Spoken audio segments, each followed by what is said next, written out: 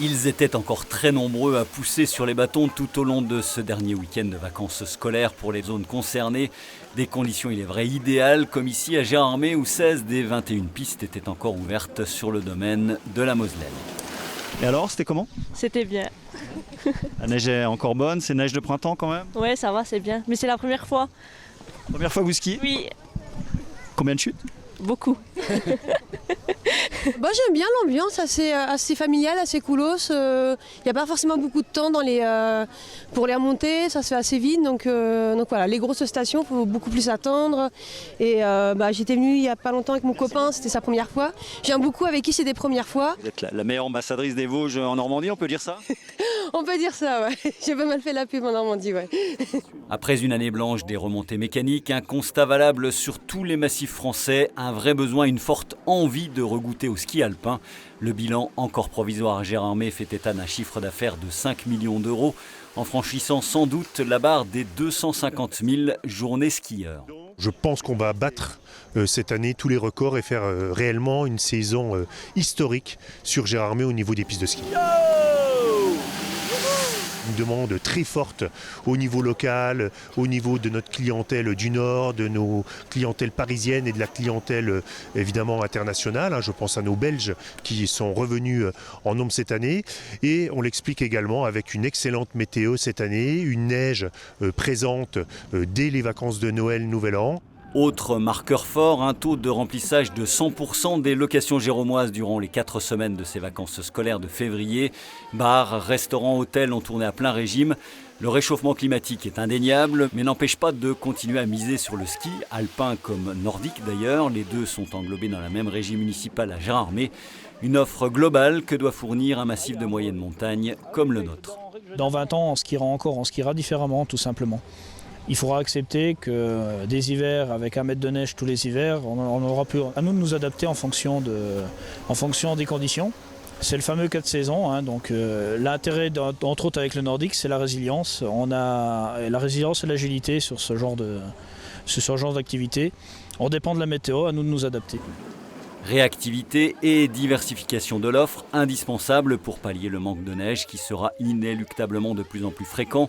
Une neige que les touristes ont laissée désormais à disposition des skieurs locaux pour quelques jours encore. Après la belle affluence des vacances de février où les locaux, les connaisseurs ne viennent pas forcément surcharger les pistes parce qu'ils connaissent la fréquentation des séjournants. Maintenant la balle est dans leur camp, de belles conditions pour les 2 semaines à venir. Le domaine skiable de Gérardmer devrait rester ouvert tous les jours jusqu'au 20 mars. Il sera alors temps de tirer le bilan définitif de cette saison en or, hors blanc bien évidemment.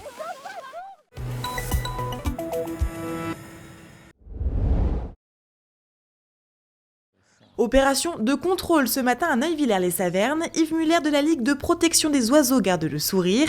Les nids de cigognes blanches sont quasiment tous occupés. Celles-là sont même revenues pour l'épiphanie. Avec les conditions hivernales plus clémentes de ces dernières années, la nourriture est plus facile à trouver. Alors les cigognes rentrent au bercail de plus en plus tôt et parfois même elles ne quittent jamais leur Alsace natale.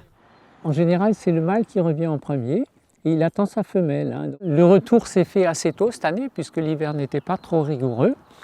Et on a des cigognes qui sont restées en Alsace pendant tout l'hiver. On a nos observateurs de la LPO Alsace ont noté des présences au bord du Rhin, dans les grandes prairies humides. On pense qu'il y a 200-300 individus qui ont séjourné en Alsace cet hiver. Maintenant, on a encore des individus qui sont migrateurs, qui partent vers le sud de la France ou vers l'Espagne ou dans le nord de l'Afrique. Mais il y en a peu qui migrent vraiment comme autrefois au-delà du Sahara, dans les pays d'Afrique occidentale. Ce qui explique aussi qu'il y a moins de pertes en période de migration et donc la population est florissante actuellement. L'an dernier, un comptage exhaustif des cigognes a été réalisé en Alsace. En tout, 1419 couples nicheurs ont été dénombrés, un chiffre jamais atteint auparavant. Il y a 6 mois, à Neuwiller-les-Savernes, la trentaine de couples voyaient leur progéniture quitter le nid. Aujourd'hui, un nouveau cycle commence. Elles vont construire le nid, enfin le compléter. C'est-à-dire comme elles prennent un ancien nid en général, elles rajoutent des branchages, de la mousse, tout ce qu'elles peuvent trouver pour aménager leur nid. Il y a parfois des luttes entre 2 couples voisins pour un même nid. Donc il y a beaucoup de mouvements, on va dire. C'est la période aussi des premiers accouplements. Et la ponte intervient en général à partir de mi-mars jusqu'à mi-avril. Ça dépend un petit peu des couples. Si ce sont des anciens couples, ils pondent plus tôt. Si ce sont des couples qui viennent de se former, c'est un peu plus tard. Ça dépend également des conditions météorologiques. Si le beau temps continue, elles vont sans doute commencer à pondre assez rapidement. Les cigognes blanches peuvent avoir entre 3 et 5 œufs. Après une période d'incubation de 35 jours environ, les cigogneaux resteront dans le nid pendant 2 mois. Premiers envols prévus pour la nouvelle génération dès la mi-juin.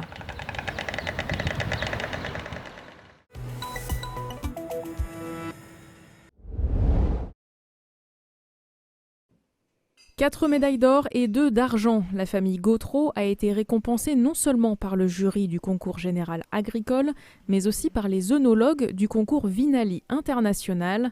Ce cru 2022 est un record pour l'exploitation de Celles-sur-Ours, la reconnaissance d'un travail méticuleux. On fait tout de A à Z, on a planté nos vignes, on fait pousser nos raisins, on les vinifie, on les commercialise. On fait aussi toute notre paperasse administrative. On y passe nos journées, nos week-ends, on est réellement mariés avec notre métier. D'avoir une reconnaissance en fait de notre travail, on n'a pas souvent des compliments, là on en a un, c'est pas n'importe lequel et c'est vrai que ça fait du bien. Pour nos équipes aussi, c'est les récompenser du travail qu'ils font au quotidien. Parmi les 7 cuvées de la maison, 4 ont été primées. Le Brut Nature a reçu l'argent et des médailles d'or ont été décernées aux Notes Blanches, au Brut Grande Réserve, mais aussi au millésime 2013. Je suis très content. J'avais quand même un ressenti, vraiment un bon ressenti pour le millésime 2013. Je savais que c'était un vin qui avait un bon potentiel et je pense qu'il y aura un bon accueil. Donc voilà, je suis plutôt satisfait pour ce vin-là. C'est une récompense collégiale, j'y tiens. À 27 et 23 ans, Zoé et Eva sont la 12e génération connue de vignerons dans la famille. Pour leur père, ce sera une motivation supplémentaire pour faire perdurer la tradition. Parce qu'on se donne beaucoup de mal tout au long de l'année. Il y a beaucoup de contraintes, beaucoup de patience.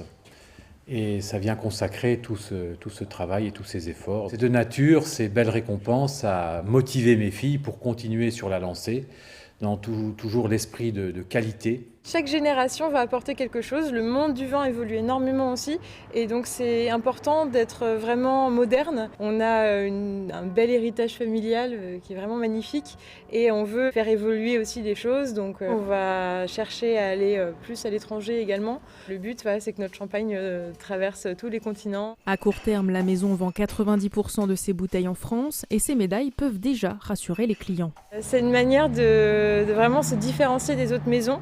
Et donc pour les consommateurs, c'est une vraie valeur ajoutée. On n'augmentera pas nos prix, on ne va rien changer, médaillé ou non médaillé, ça reste le même champagne. Mais voilà, ça va permettre d'avoir une garantie pour nos clients. Parmi les projets, la création d'une nouvelle cuvée, un blanc de noir. Il faudra attendre quelques années avant de le déguster.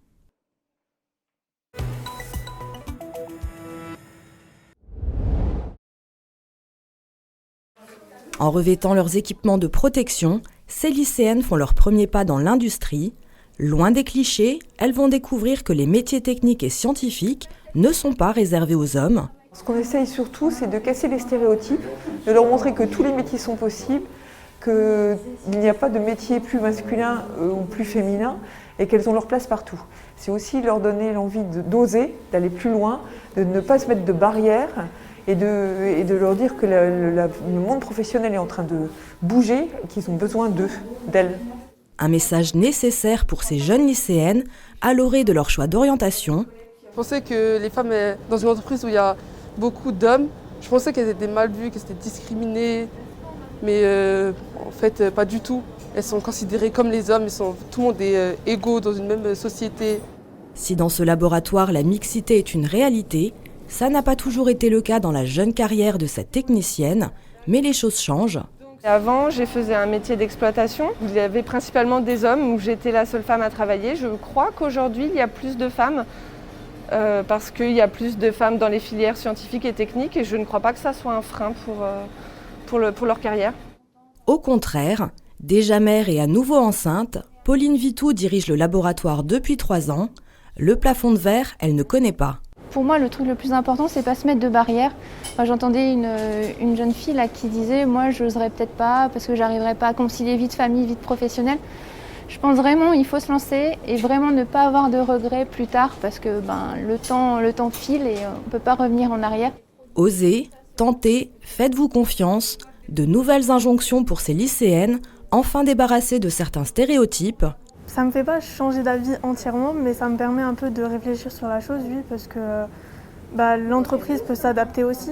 Entre l'allongement du congé paternité, la mise en place de quotas de femmes dans les instances dirigeantes et la création d'un index pour combattre les inégalités salariales, parallèlement à la société, l'égalité professionnelle progresse lentement, mais à travail égal, les femmes gagnent toujours 16,5% de moins que leurs homologues masculins.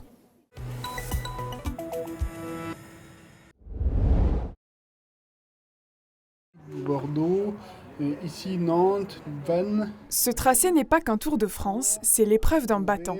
Il y a 4 ans, Valentin Michel, dit Valou, a été victime d'un accident vasculaire cérébral. Le rugbyman et ancien maître nageur de 29 ans a été contraint de tout stopper, mais loin de se laisser aller, il s'est lancé ce défi, 3200 km à pied en 250 étapes. Le sport, c'est ce qui me fait vivre. Je vais à la salle 2 fois par semaine, je vais marcher 2 fois par semaine.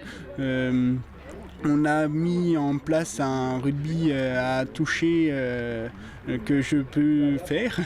Son club de rugby, le RAEG, s'est rapidement mobilisé. La solidarité, la fraternité, l'entraide, le soutien, c'est pas que dans les bons moments ou lorsqu'on est en victoire, c'est aussi dans la défaite, savoir se ressourcer, être entre soi. Et puis c'était un des meilleurs joueurs du club puis depuis qu'il est petit en fait.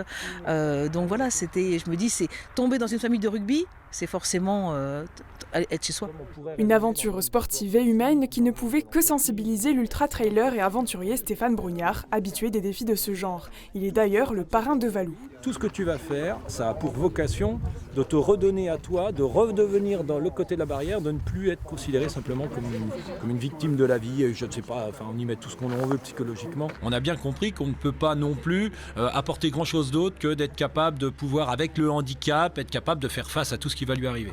Moi, l'idée, effectivement, c'est surtout de lui apporter une expérience, mais surtout une énergie plus que positive.